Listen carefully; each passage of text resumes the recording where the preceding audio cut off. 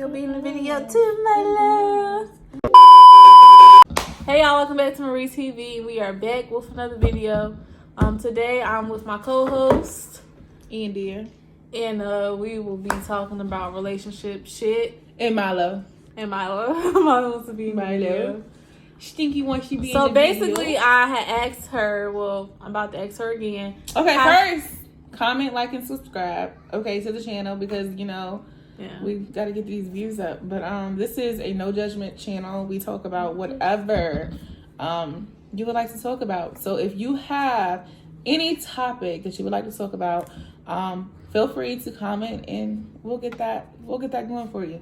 But today's topic is about dating in your 20s. Don't do it in the video. Milo said don't do it. Don't do it. Okay, just don't do it. So, how do you feel about it? First of all, okay, let me give you a little insight. I'm 30. I'm not 20. Dating in my 20s was not successful. Do I feel like you can date in your 20s? Absolutely. I feel like you can date in your 20s if you're focused, right? So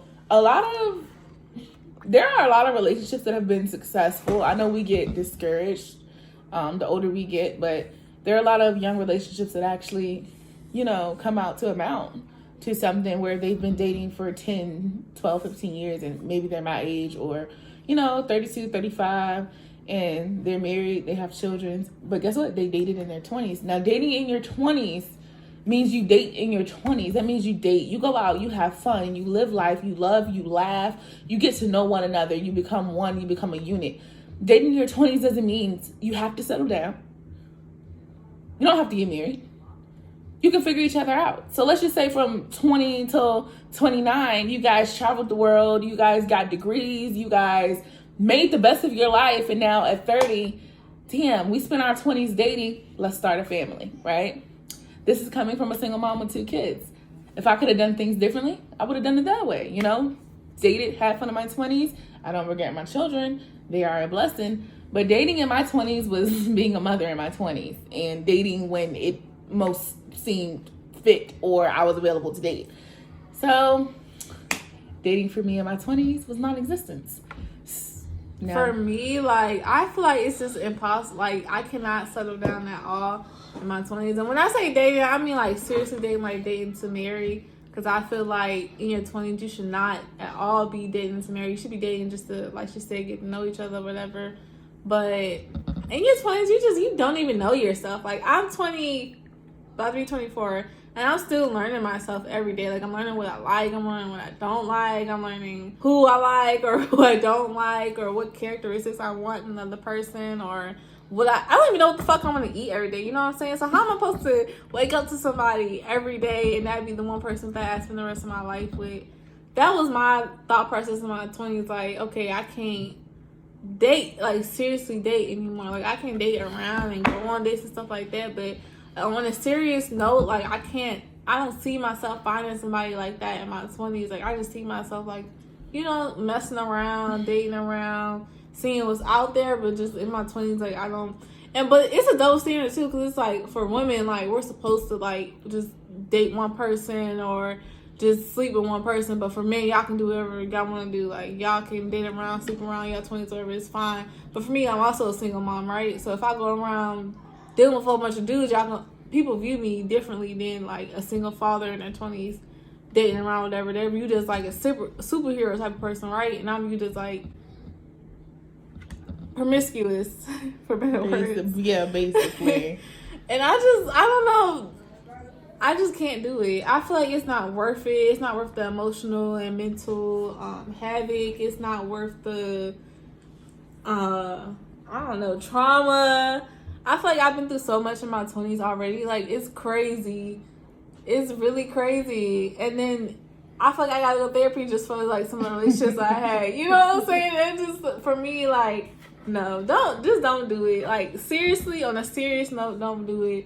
Just wait until you know yourself and you're financially, emotionally. But see, I feel like that's kind of contradicting because sometimes people help you understand who you are. So, I think what happens is when you when you have set yourself up to have this mindset that being by yourself, because you become a young mom and, you're like, okay, I got to work. I got to do this. I got to do that. And you don't have time.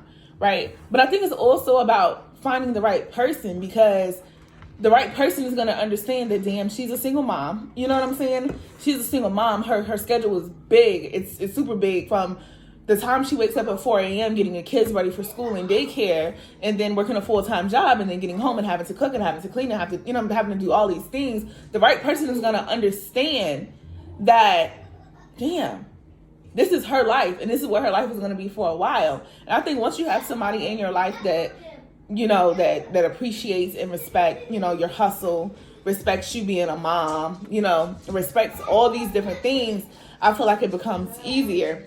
I think the issue is that we live in a generation where you don't get that I don't even want to say that old school thing, because I feel like people, from back in the day settled as well as we do today.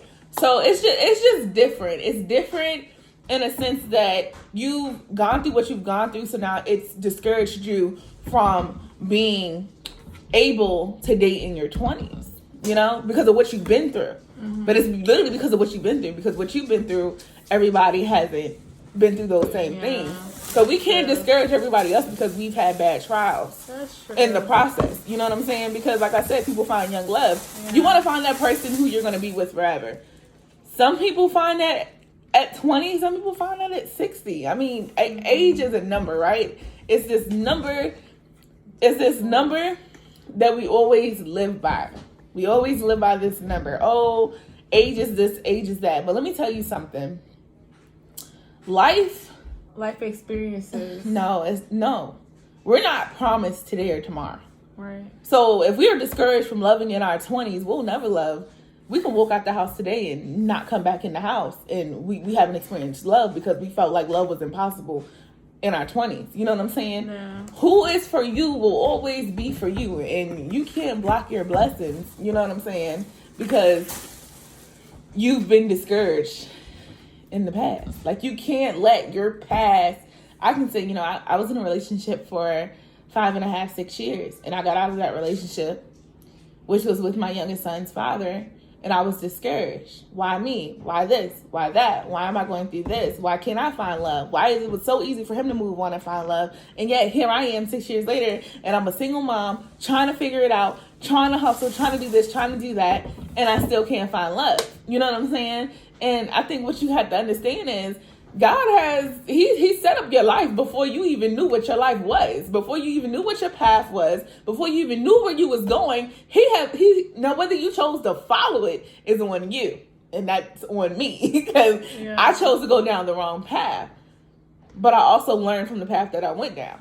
So at the end of the day, you get discouraged from love. You thought you found your soulmate, and that was actually somebody else's soulmate. And now you had to watch that person love somebody else the way that you wanted to be loved. But he wasn't conditioned to love you. He was conditioned to love someone else. But guess what? Now we got to pick up the pieces. Now we got to move on. And in the midst of all this, we got to be a mom. You know what I'm saying? We got to be the breadwinner. We got to be all these different things. It's not fair. It's not. But life isn't fair. That's true. But everything that you go through conditions you for your future. That's so true. Whether you chose to sob about it or become one with it and grow from it, it's on you. Yeah. How you choose to deal with your life circumstances is solely on you. If you touch that bag one more time, I swear to God, we're about to fight. You know what I'm saying? You got to go through stuff in order to figure it out, and that's basically what I'm saying. So I feel like either make you or break you. Yeah, for sure. Either makes you or break you. Like, what you go through can either build your armor up, have you suited up, booted up, ready for the world, or it can break you down and have you fucking depressed for like... Exactly. If we put as much energy into our current life, our goals, things that we want to accomplish, things, people that we, whom we want to be. If we take that time that we put into worrying about finding love and traveled and seen the world and did all these different things, love wouldn't even matter. Why? Because you can find your man in the middle of an island on a boat, but you would have never known he was your man if you would have never went on that island. You know what I'm saying? Because why? Because you're not living life. Right. it don't mean you're not finding your love here because your love wasn't meant to be found here. And that's what we gotta understand. You travel, you see more, you meet new people, you meet different things, so you require a certain type of standard. Your soul desires something that is far more than what somebody here can give you, and it doesn't mean that it's not for you. What it means is that you're not going to find that here. Why? Because you have places to go. And those places you're supposed to go right. by yourself. Right. And in your single ship, you meet your whole ship. You get what I'm saying? So let's tap into this. Let's tap into this. But so if I'm here, right, I'm in this place right now, should I settle if I want to be with somebody? No. Because see, you want to be with somebody. Because you want to be with somebody doesn't mean that you need to be with somebody. Right. You want to be with somebody because your soul desires to be with somebody, but this is not your winning season when it comes to love, baby girl. You got to understand that. Your winning season is your finances. Your winning season is being a mother. Your winning season, you know what I'm saying? Yeah. This is your winning season. And when all that comes together, love finds you. Why? Because your soul is going to attract a man who admires what you do, how you do it, and when you do it. Like your energy. Exactly. I believe that. Your energy attracts what you put out in the world. Like, so if you want to attract the perfect man, and not even the perfect man, but if you want to attract, nobody's perfect, but if you want to attract that man that your soul desires, you got to be the woman that desires the soul that is given. So let's talk about it. Let's talk about it. You have to be the woman. You have to be the woman that attracts a man that you're attracted to. If that even makes sense. You know what I'm saying? So listen, for instance. Okay, so wait, pause. I get what you're saying. Yeah, so I got into corporate, right? Yeah. I'm in the corporate world. That's my job. You know, I deal with a lot of people in corporate. I don't look like it right now, but whatever. I deal with a lot of people in corporate. But anyways, yeah, sorry. I had a text message, you know. Anyways, back to the video, though. So listen. So, yeah. So we just live in a society where it's hard for just one person to be the breadwinner and us live comfortable. You know, like I always take home more. Yeah, like I mean, like I'm a single mom and I take care of me and my kids. And at this point, I know that anybody who comes into my life is an accessory. I don't want to say an accessory like that, but you're a bonus because I've already proven to myself that I can hold the fort. You know what I'm saying? Yeah. Like I've already proven to myself that. Yeah, but you know what I'm saying? We've already proven that we can be the alpha and the omega, like because we've had no choice, and we're not doing it because we want to. We're doing it because we have to. You know, like you get a lot of masculine in women because we have to pick up. So then you get this woman that's like, oh, you know what I'm saying? The first thing that's not attracted to a man is, oh, she don't need me, but we do need you. We need you to protect us. Yeah. We need you to be there to say, this is now my burden and I'm taking it off your shoulders. But you have to understand that we've been doing this for so long that we're conditioned to lead. We're conditioned to provide. Especially as Black women, we're conditioned to take care of. We're conditioned to not complain, but to make it happen. Right. You know what I'm saying? We didn't have the babies and walked out. We had the babies and we had to stay. So a lot of men go out here and they live their life. And listen, if I wasn't the woman for you, that's fine. I accept that. But be the man that your children need. Exactly. Because see, what we're doing is a generational curse at this point. Because see, now you got women raising men where men is supposed to raise, you know what I'm saying? Men are supposed to raise our young boys. Yeah. You know what I'm saying? And they're supposed to, I mean, we can only do it so much. So at the end of the day, when you don't have you don't have that masculine, you know what I'm saying? So listen, this all goes back to the stereotype or back to dating in our 20s. My situation is different from hers, his, and his. You know what I'm saying? Because I became a mother young. I became a mother at 18. You know what I'm saying? I became a mother at 21. You know what I'm saying? I have 2 children. Oh, shit, you did too? You know, I kind of want to do this video over. Why? I mean, it's good fun. I deal with a lot of people in corporate, right? And I would have never known what the corporate world was like, right? So then, let's break this down, right? So I'm in corporate world, and you got all these functions you go through, and you got like Christmas parties, and you got, you know what I'm saying? And then you think about it, you like, I don't want that motherfucker beside me, goddamn. But that's what I desired. But that's not what I needed, right? You needed somebody who was here. And I was settling for here because for so long I've been here. You know what I'm saying? So the type of man I desire is somebody who is just a simplest. You know what I'm saying? He's simple. He's simple. He doesn't have to do anything extra. You know what I'm saying? He doesn't. I just need you to be a man. You know what I'm saying? I need you to be a man. I need you to do what a man is supposed to do. Now let's talk about what a man is supposed to do, because a lot of women are confused about what men are supposed to do. And I'm different. So my view on men may not be your view on men. You know what I'm saying? It may not be. I'm more modern with my views. What do you mean? Like, I think a man or a woman could do different things. Right? Okay. I think a man could cook. I think a man could clean. I think a man could stay home with the kids. He could wash the dishes. He could, he could do whatever a woman does. But a man, at the end of the day, should be the protective unit in the family. A man should be the lead in the family. I do believe that. That's like the only traditional thoughts that I have about men. But in general, I think men and women can do the same thing. Like, I don't know. So we know physically that a man is stronger. No. We know physically that men and women can physically do the same thing. They cannot. First of all, what I mean by that, you're talking about like the physical strength. Right. I'm not talking about the physical strength. I'm talking about mental. I'm talking about physically, women can go to work. Physically, men can go to work. Yeah. Physically, women can take out the trash. Physically, men can take out the trash. Physically, women can cook. Physically, men can cook. Physically, a man can change diapers. Physically, a woman can change diapers. So physically, we are operable to do the same thing. Right. Right? Now, I'm not talking about, he can lift up that couch and I can't. That's not what I'm talking about.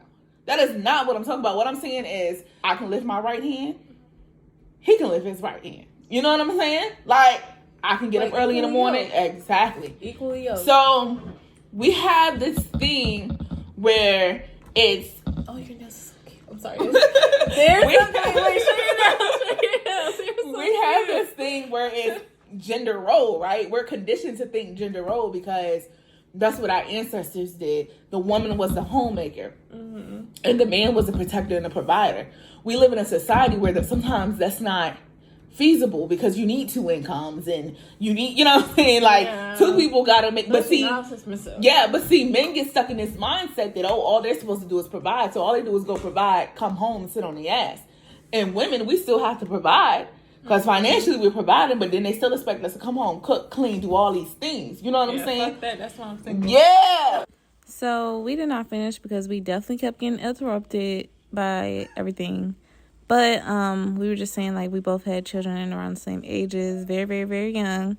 And so our viewpoints will be different from other people that did not have children early, or people that don't want children, or just people that have gone through different things. You know, we all have different viewpoints of love and life and relationships and things of that nature. So it's best to just make a decision based off what you want out of life and not so much what other people tell you to do.